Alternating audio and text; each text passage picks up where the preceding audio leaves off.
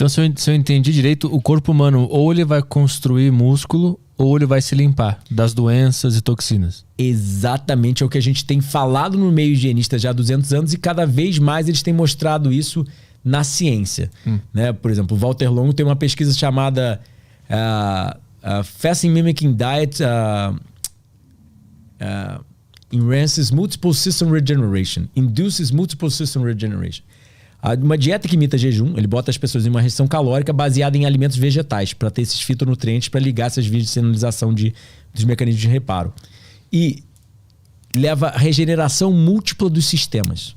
O cérebro começa a se regenerar, o fígado começa a se regenerar, o músculo começa a se regenerar, o coração começa a se regenerar, tudo começa a se renovar e relimpar. Você pega experimentos antigos com minhocas de laboratório. Eles cortam uma minhoca de laboratório em 3, a minhoca cresce em 3 novas, só jejuando. Você tem o axolotl, uma salamandra famosa que é presa em laboratório, que tem até no Minecraft que o pessoal fala. Eles cortam o rabo da salamandra, ou cortam o braço da salamandra, ela cresce uma nova. Mas ela cresce uma nova como? Jejuando. Ou seja, ela redireciona a energia que ela ia gastar no processo de digestão e no processo de nutrição, porque não é só comer. É mandar os nutrientes para a célula. As células produzem dejetos metabólicos, aí tem que excretar esses dejetos metabólicos. É muita coisa no processo nutricional. Então, o que acontece? O organismo usa a gordura corporal previamente armazenada em prol de se regenerar. E aí, realmente, quando as reservas começam a acabar, ou se o problema foi regenerado, ele volta a indicar fome. Entende? É uma das razões que eu jejuo, né? Mas Então, o que acontece? Exatamente isso. Ele não consegue fazer os dois muito bem ao mesmo tempo. Ou ele repara, ou ele cresce. Mas sim, a gente vivendo normal, ele está ainda reparando. Mas os mecanismos de reparo estão mais lentos. Não conseguem ser tão eficazes em fazer essa limpeza e esse reparo. Então, por exemplo, eles mostram em minhocas de laboratório, que eu sei, vão falar, é uma minhoca de laboratório. Mas a gente começa a mostrar cada vez mais mecanismos muito similares. Ou seja, eles botam uma planária, que a gente chama, né? Uma minhoquinha, uma C. elegans. Ela, com vários irmãos. Só que só essa come. Quando chega no final da vida dela, botam ela para jejuar. Ela volta ao período pós-embrionário. Botam ela para comer. Ela envelhece de novo. Chega no final da vida dela, antes dela morrer, bota ela para jejuar. Ela volta ao período pós-embrionário, ou seja, é como se ela nascesse de novo. Ela fica viva 16 gerações depois que os irmãos já morreram. Caralho. Vira uma minhoca eterna. E aí os dados científicos na literatura desde 1930, o Clive McKay, um famoso cientista de Cornell na universidade a maior universidade de nutrição dos Estados Unidos, ele mostrou que restrição calórica inibia essas doenças degenerativas de envelhecimento e inibia o próprio envelhecimento em si.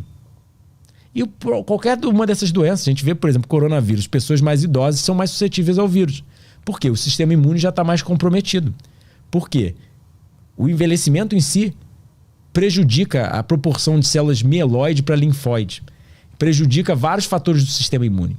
Então, o que eles estão mostrando você não tem que tentar prevenir o câncer ou a doença cardiovascular. Eles estão tentando prevenir o envelhecimento em si, que o envelhecimento seria a causa de todas as doenças. É o que o David Sinclair fala. São os principais geneticistas do mundo tentando prolongar a saúde e tempo de vida humana. Como é que esse estudo da minhoca do jejum conversa com o nosso sistema? Então, aí vamos lá. Porque parece meio paradoxal, porque ao mesmo tempo a gente tem que comer para ter energia, para construir músculo, para acordar e viver, e ao mesmo tempo tem que jejuar para limpar tudo. Como é que equilibra tudo isso? O equilíbrio natural seria o jejum noturno. Ou seja, eu faço jejum intermitente 18/6. Ou seja, eu fico 18 horas em jejum ao dia e tenho uma janela de alimentação de 6 horas ao dia. E isso é o suficiente. Sócrates falava que as civilizações que comem mais de 2 vezes ao dia são bárbaros. Petit déjeuner, o café da manhã em francês, a palavra foi inventada tem 200 anos. Não existia café da manhã na história humana. Você olha as estátuas gregas, são pessoas todas torneadas, todas em forma, segurando cachos de uvas, figos, é sempre toda... não só a literatura, mas como a arte da Grécia, eram pessoas em forma com frutas. Você já vê a arte da Idade Média, é a Mona Lisa mais gordinha com campos de grãos e animais ali. Entende? Então, assim, aonde que eu tava querendo chegar? O estilo de vida saudável causa um desgaste fisiológico muito pequeno, que o próprio jejum intermitente diário, o jejum que a gente já faria na natureza, esporadicamente, às vezes perdendo algumas refeições porque não tem comida, já ia regenerar tudo. Só que a gente vive de uma forma tão anormal que danifica tanto o corpo que realmente a gente precisa de mais tempo de jejum. Então, o que eu sugiro é break fast, quebrar o jejum. Já a palavra do café da manhã em Estados Unidos é quebrar o jejum. Então, o jejum noturno já seria o suficiente. Só que a gente vive de uma forma tão normal que o jejum noturno não é mais o suficiente. E a gente degenera muito mais rápido do que deveria degenerar. Deveria envelhecer, né?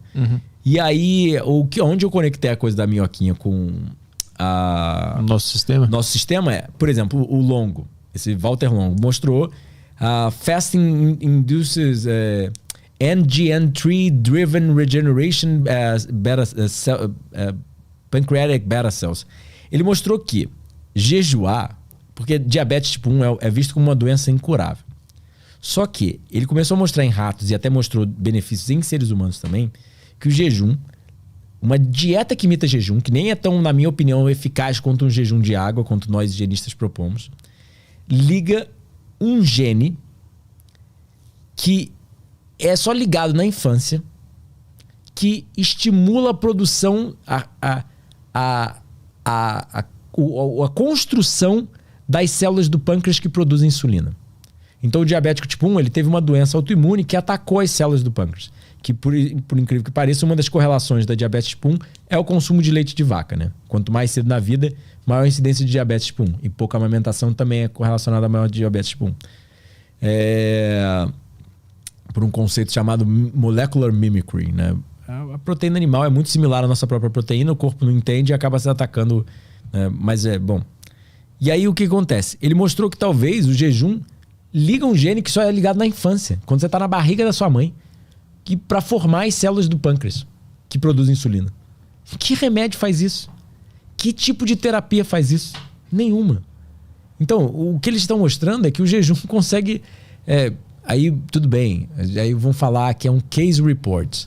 Mas tem uma clínica de jejum higienista nos Estados Unidos, chamada True North Health Center. Conduzida por pessoas que têm essa mesma perspectiva que eu. Já foi até tentada, por mais que já estejam abertos há 30 anos, já conduziram quase 30 mil jejuns, todo mundo saiu de lá bem, saudável, alegando estar 1000 vezes melhor, os exames clínicos 1000 vezes melhores.